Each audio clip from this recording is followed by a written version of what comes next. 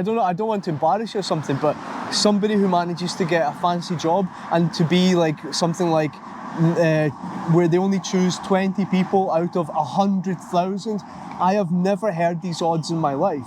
You were chosen as one of 20 people out of a pool of 100,000. Actually, 100,200, not 20. But you know, it's kind of a, if I was in the top 10 in rank, though, by the way, it's very small portion. That's because if you're living in a very populated country, you have to fight. You have to fight. Fewer opportunities, and this same thing. You happens said that in like India. a true American, honestly. Honestly, after a few days in Texas, like by the way, so opportunities are not that many, and you have to reach the best place. You really have to fight. Yes. That's what happens in India. That's what happens in Bangladesh. That's what happens in all these overpopulated countries. Everything that we do should be geared towards consumer welfare.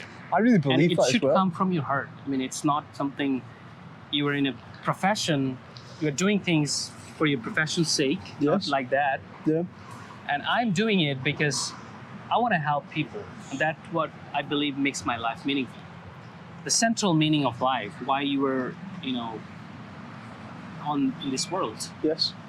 To make some mark, to help people in a way that is possible, beyond your control, so that's something. You mentioned that the other day, I find that very inspiring, that basically you were speaking almost as if that's your, the polar star, the North Star in your life that sort of, that guides you basically. It's a lot you were saying in relation to the recruitment process where they're looking for 100,000 people and they choose you, and instead of you thinking, well, that's because I'm amazing, you were saying, well, that's because maybe you're more committed to helping people, and I found that very inspiring. So I think everything is a chemistry. I as a believer, I say that it's a chemistry of God. Like, you never know why you were. It's not like you were chosen for nothing. You have been given some blessing. Yes. Because probably God knows that you will do something good with that blessing. Maybe. Some people don't do the good, although they're blessed. Yes. It could be a test for them. Okay. It could be a test. I believe that the entire world, whatever we do, the resources we have, are we utilizing the resources we have for a greater good? Mm-hmm. If we are not, we are failing. Yes. And if we are getting reward. And nothing goes unrewarded, I believe. Even I believe in a just world. I believe in God is also just. If you're doing good, something even secretly, He's gonna reward you. So that's how it works. If you're doing something bad secretly, that's also gets punished, or nothing goes unpunished, nothing goes unrewarded. So that's what I believe in. So it's kind of a test. So do you believe that you were doing many, many good things that maybe led to you getting chosen out of 100,000 people? I wouldn't say exactly like that, but it's kind of. I'm not trying to put words in your mouth. Yeah, but something like maybe it could be the opposite. There are a lot of great people living very miserable life. Yes. It doesn't mean that it's a test. So you never know why you are getting what you are getting. So you never know. You are always in a. You have to just believe that. My philosophy is you have to be humble enough to believe that it's not just you. It's not just your hard work that is getting you there. Yes. It's also the willingness of the Almighty or the God you believe in. Yeah. That's willingness, and He knows the future. He knows the past and all this. Yes. That's why there's an external force, of course, that helps you. It works as a catalyst. Okay. That's what I believe in, and it's somehow influenced by your intention, your motivations, your actions, and everything. If I say it in a very secular language, I was about to say, if I put it into a very secular language, it would be, to me, and I'm not trying to be like reductive or childish here, but I also believe in this kind of like, you could say, American dream of really that you have to try hard and everything.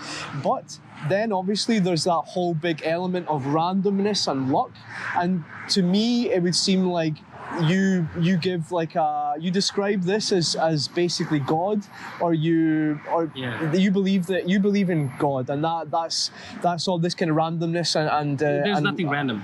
Okay. I don't believe in random things. Like that's my philosophy, and I think true believer, they don't believe in random. Well, exactly. It's like but that makes sense. You don't believe in that aspect, which instead is quite a big aspect in my equation. Yeah. And I don't believe in God, and God is missing in my equation. Yeah. So maybe that's the thing. That's the big difference. That in my equation, there's chance and there's randomness. Yeah. Or just chance. Maybe just chance. We call it chance, likelihood, randomness, but so that's a different thing. Yes. But the real outcome, what is going to happen, and in my opinion, it's like it's something not random. It happens for a reason. Everything happens for a reason.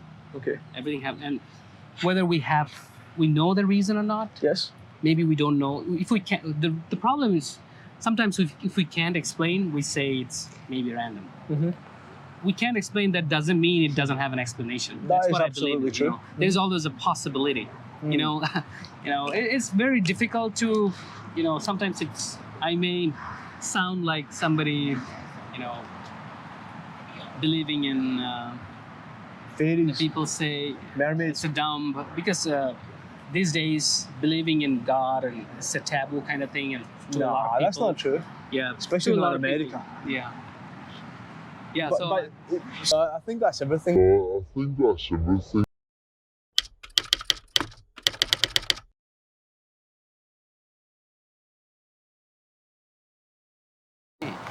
This is the first time I'm in front of camera. Actually. Oh, that's cute. Are you My language. camera shy? I spoke too fast. No, because of not this, at all. Because of this camera shyness thing.